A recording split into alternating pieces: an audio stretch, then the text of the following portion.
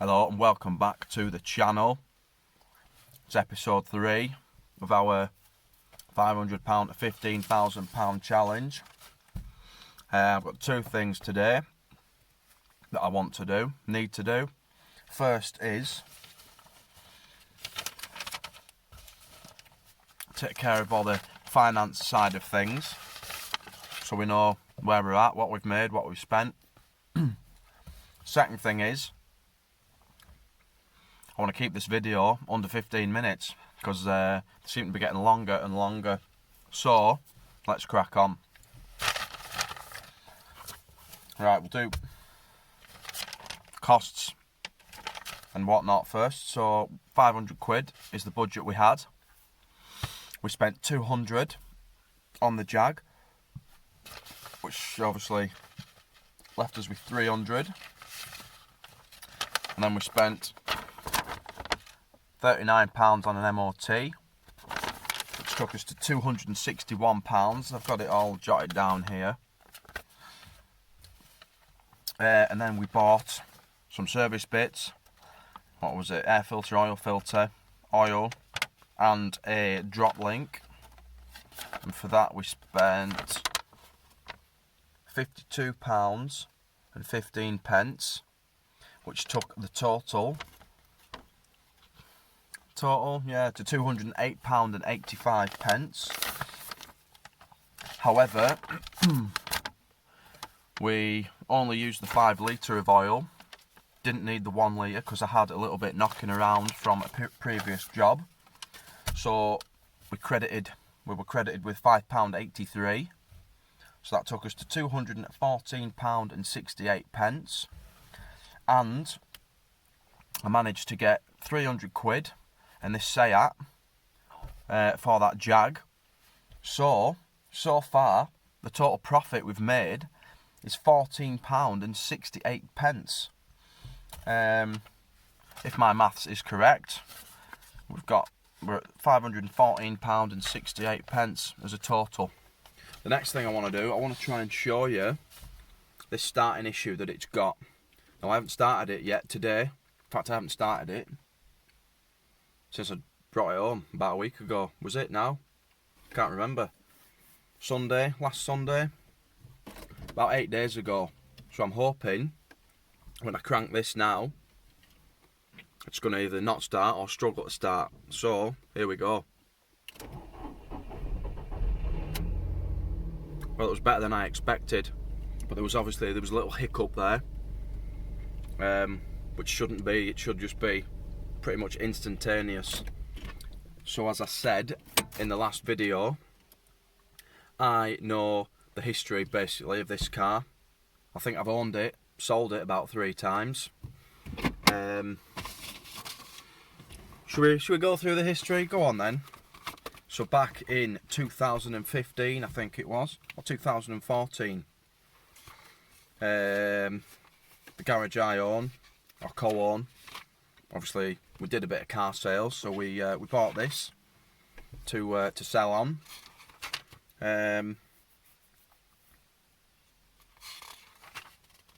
Which we did.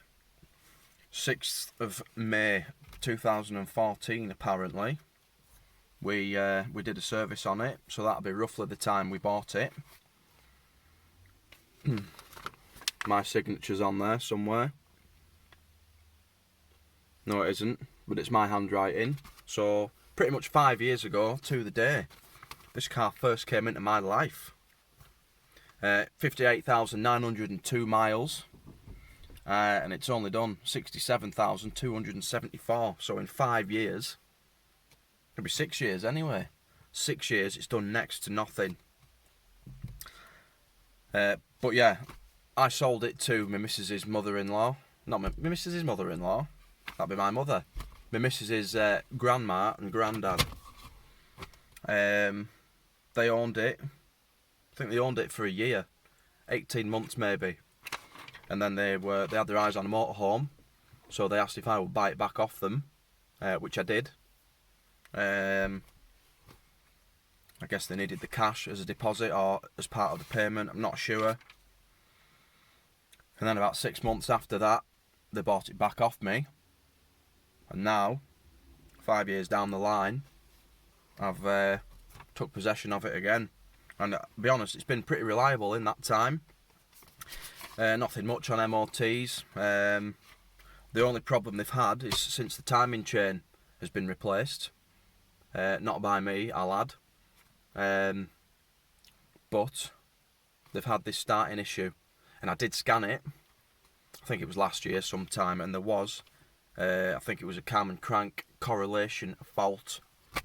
So I've got locking tools. There's 2 different types. I can't remember which one it's going to be that I need inside. We'll go and get them, and hopefully we can get this timing issue. I think that is definitely what it's going to be. Diagnosed and sorted out for nothing, basically. Another free fix. Jag was a free fix. Well, the major issue, that turbo fault. And if we can get this sorted for free, I reckon it's going to be about 1,400 quid car, innit? Yeah. There's a bit of rust coming through on the arches, but other than that, yeah, not bad. So let's crack on. Right, these are 2 locking tools we've got, and what you have is a selection of like pins. So this is for the crank, and this sort of goes through the bell housing and locates it in the back of the flywheel. And then we've got these, which go in the back of the camshafts. And if you can see, that sort of slot is like offset, so it will only fit in one way around. So it should be pretty easy to tell whether it's timed properly. That's if it is this kit. I think the one below it is slightly different. Instead of having slots, I think there's I think they've got little pins on them to set the yeah, it's that, and there's little nipples there, look, which again only locate in one way around. I don't know which the crank pin is. In fact, I don't think you need it. I think you've got to use this gauge and the dial test indicator. I hope it isn't this kit, to be honest, because this one's a bit ball achy. I have done one once before, but like I say, hopefully we're on this one. Right, so let's go and have a look. The airbox removed, and we want to take these little blanking plugs out. 10 mils. We'll have to take this bracket off as well, and then we can see what's going on.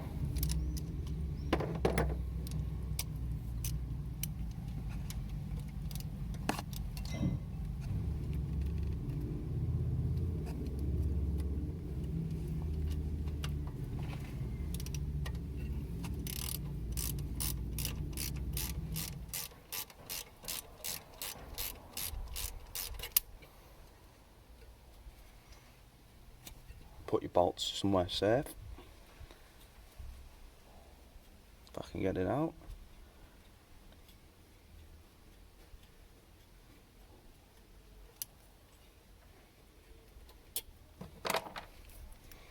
There's one down here.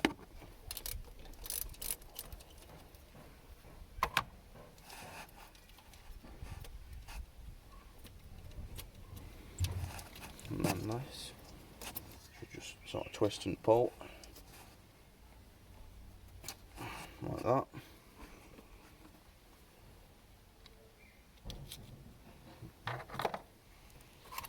Do this one. That's that one out. So if we look closer in here,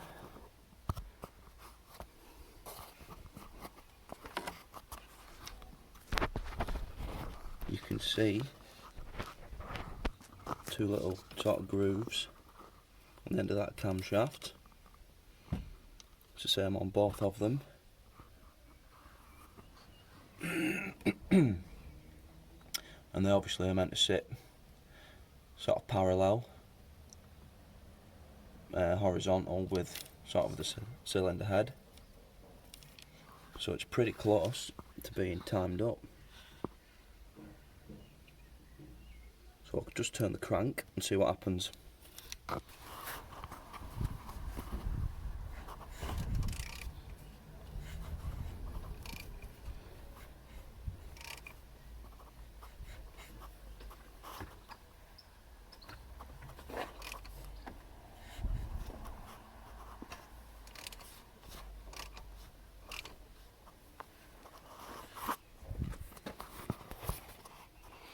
Right, and when that gets somewhere near,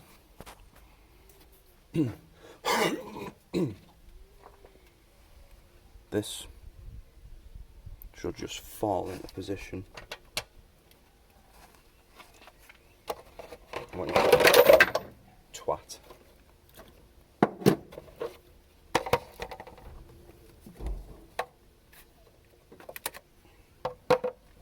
Yeah, so we need both of these in.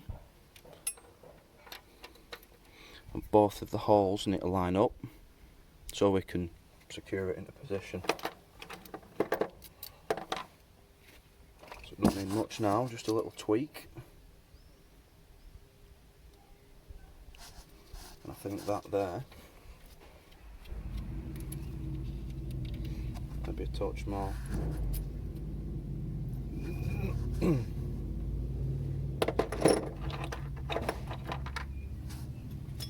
So if these both go in, we know that the cams are both timed up where they need to be, but we've obviously still got the crankshaft, and if that is even a tooth out, it could be causing this starting issue that we've got. So that's where this pin comes in. We've got to take the crank sensor out and get that located.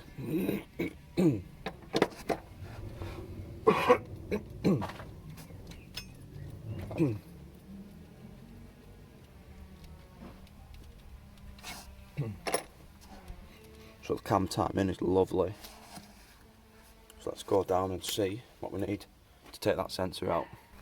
Right, so up there, if you can see that plug right there, is the crank sensor, and I can't even see what's holding it in.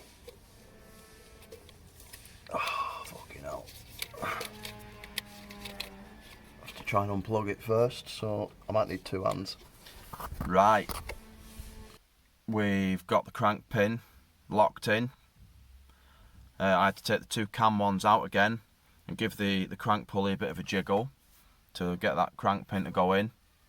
Got it locked out, and then the two cam ones lined up lovely. Not sure whether I'm happy about that or not. I suppose I don't have to strip the side of the engine out to retime it, but it means there's a deeper issue somewhere. I think it's had cam and crank sensors replaced. So yeah, not sure. I've got the scanner, so we'll plug this in.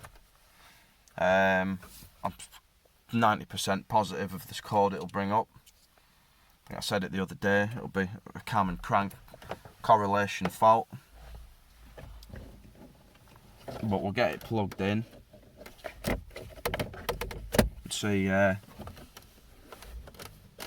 if we can see anything on live data perhaps. Where's the doodah at on these? So here we are then. And we want SEAT.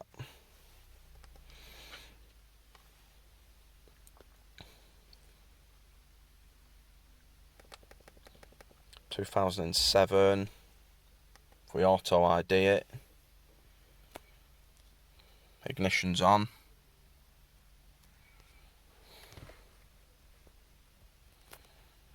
Oh, it's warm in here today.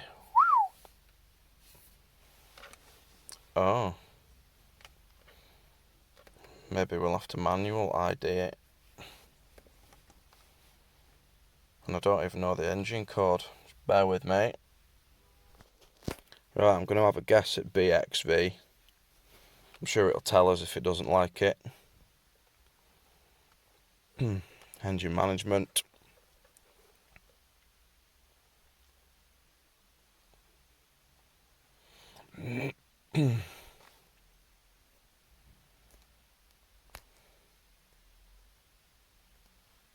Right, codes only.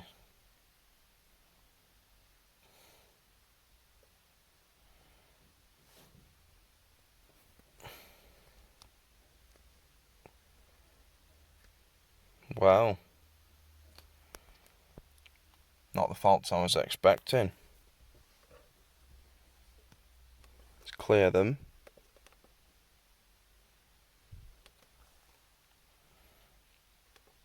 Okay.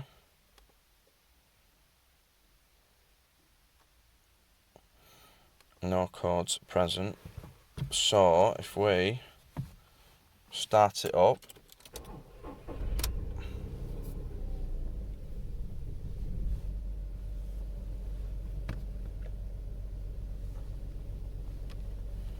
Have a look at codes again.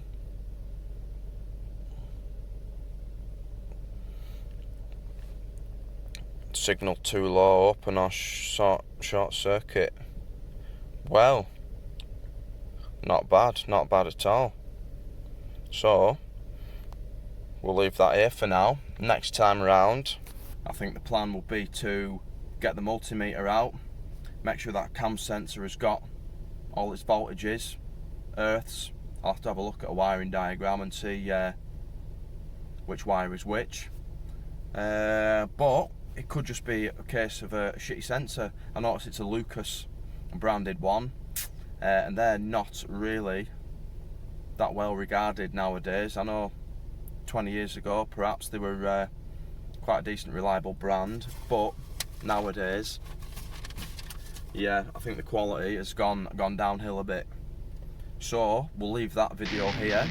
Thanks for watching, and we'll see you next time around. Cheers, bye. Like, share, subscribe, the Car Lovers channel.